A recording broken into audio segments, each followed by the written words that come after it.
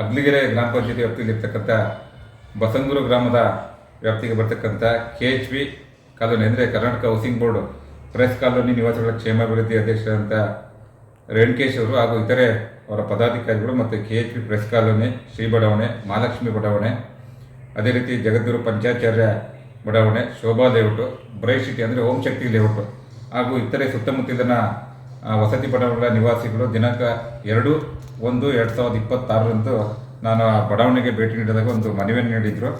ಆ ಮನವಿಯಲ್ಲಿ ಇರ್ತಕ್ಕಂಥ ಅಂಶಗಳೇನೆಂದರೆ ವಿವಿಧ ವಸತಿ ಬಡಾವಣೆಗಳಿಂದ ಮಹಾನಗರ ಪಾಲಿಕೆಗೆ ನಮ್ಮ ಬಡಾವಣೆಗಳನ್ನ ಸೇರ್ಪಡೆ ಮಾಡಬೇಕು ಅಂತ ಒಂದು ಒಕ್ಕೂರದನ್ನ ಮನವಿಯನ್ನು ಸಲ್ಲಿಸಿರ್ತಾರೆ. ಈ ಒಂದು ಮನವಿಯನ್ನು ಈ ಹಿಂದೆ ಕೂಡ ಸಲ್ಲಿಸಿದ್ರು ಗ್ರಾಮ ಪಂಚಾಯತಿಗೆ.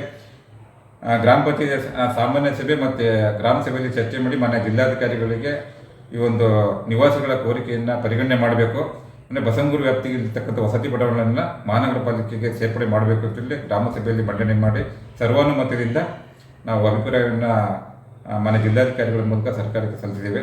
ಮುಂದಿನ ಕ್ರಮವನ್ನು ಮಾನ್ಯ ಜಿಲ್ಲಾಧಿಕಾರಿಗಳು ಕೈಗೊಳ್ತಾರೆ. ಅದೇ ರೀತಿ ಮರುಮನವಿಯನ್ನು ಕೂಡ ಕೊಟ್ಟಿದ್ರು, ಅದನ್ನು ಕೂಡ ಮಾನ್ಯ ಜಿಲ್ಲಾಧಿಕಾರಿಗಳಿಗೆ ನಾವು ಪ್ರಸ್ತಾವನೆ ಸಲ್ಲಿಸ್ತೇವೆ.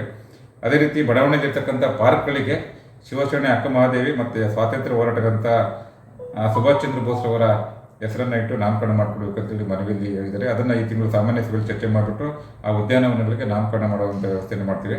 ಅದೇ ರೀತಿ ಪಾರ್ಕ್ಗಳಿಗೆ ಬೀದಿ ದೀಪಗಳನ್ನು ಅಳವಡಿಸಬೇಕು ಅಂತೇಳಿ ಮನವಿಯಲ್ಲಿ ಕೇಳ್ಕೊಂಡಿದ್ರು. ನಮ್ಮ ಗ್ರಾಮ ಪಂಚಾಯತ್ ಈ ಬೀದಿ ದೀಪಗಳನ್ನು ಅಳವಡಿಸುವಂಥ ಒಂದು ಕ್ರಮವನ್ನು ಈ ತಿಂಗಳು ನಾವು ಕೈಗೊಳ್ತೇವೆ. ಅದೇ ರೀತಿ 60 ಅಡಿ ರಸ್ತೆಗೆ ಗುಂಡಿ ಗೊಟ್ಟರ ಮುಚ್ಚಲಿಕ್ಕೆ ಕ್ರಮವನ್ನು ಕೈಗೊಳ್ಳಬೇಕು ಅಂತ ಹೇಳಿದ್ವಿ.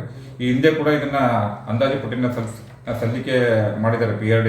ಸರ್ಕಾರದಿಂದ ಅನುದಾನ ಬಂದರೆ 60 ಅಡಿ ರಸ್ತೆಯನ್ನು ದುರಸ್ತಿ ಮಾಡಲಿಕ್ಕೆ ಕ್ರಮ ಕೈಗೊಳ್ತೀವಿ. ಈಗ ಶೀಘ್ರದಲ್ಲೇ ಈ ಗುಂಡಿಗಳು ಏನಿರೋದು ಅದನ್ನು ಮುಚ್ಚಲಿಕ್ಕೆ ನಾವು ಪಂಚಾಯತಿಯಿಂದ ಕ್ರಮವನ್ನು ಕೈಗೊಳ್ತೀವಿ.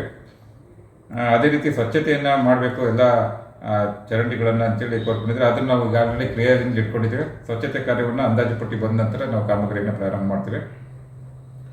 ಮತ್ತು ಈ UGD ಸಮಸ್ಯೆ ಇರೋದ್ರಿಂದ UGD ಸಮಸ್ಯೆಯನ್ನು ಬಗೆಹರಿಸಬೇಕು. ಅಂದರೆ ಈಗ ಕೆಲವೊಂದು ಈಗ ಆಲ್ರೆಡಿ ಮಹಾಲಕ್ಷ್ಮಿ ಲೇಔಟ್ ಮತ್ತು ಶ್ರೀ ಬಡಾವಣೆಯಲ್ಲಿ UGD ಬ್ಲಾಕ್ ಆಗಿದೆ ಅಂತೇಳಿ ಮಾಹಿತಿ ನೀಡಿದ್ದಾರೆ. ಆ UGD ಬ್ಲಾಕ್ ಏನಾಗಿದೆಯಲ್ಲ ಅದನ್ನು ಕ್ಲಿಯರ್ ಮಾಡಿ UGDನ ದುರಸ್ತಿ ಮಾಡ್ಕೊಡ್ತೀವಿ ಅಂತೇಳಿ ಹೇಳಲಿಕ್ಕೆ ಇಷ್ಟಪಡ್ತೀನಿ.